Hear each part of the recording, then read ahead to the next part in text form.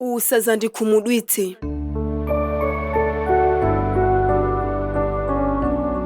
Ndikanyamako mapena nsoko wawa onga ndulu. Izi ndizo nsanamira zachikondi ndidziwa. Jenkhayo sichina ayi. Koma chakuda chinandigagada nkundisiyira mabala. Moti sininkafuna wina atandikokeranso kumphangala. Koma poti kanthu nkhama phwita adatchedwa nadzo mkamwini. Unawo kungadi ukhathera wako pa ine.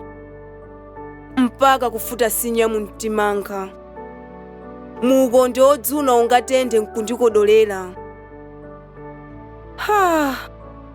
Nyamulako mtimawu ongadzira.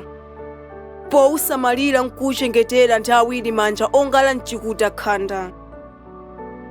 Poti sindifuna kawiri mwa njovu mpheche ntazadutsa. Unandikanganula muchero cha nkhawa inde. Ndikukutira nthudzi mu mtimamu.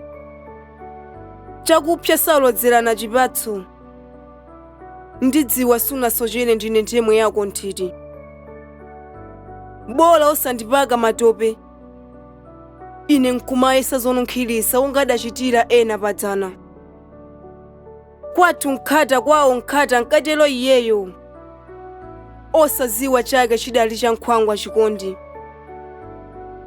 Nsimikizireko kuti wako mtima suzadodoma nkugwedezeka.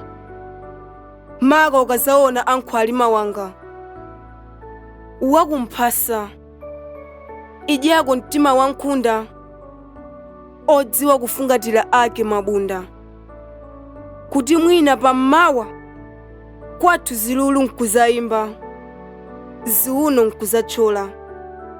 Iwe ndine tilikhale akulu mawu tikumvera. Koma poti sikadzakokha usadzandipondetse chigulumwa. Nkundifumbatitsa mpweya. Ine misozi nkuzasamba. Ukhale mfumu mu mtimanga. Kuti mwina chalashi mphete nkuzachikoloweka. Za ine nkhawaleka.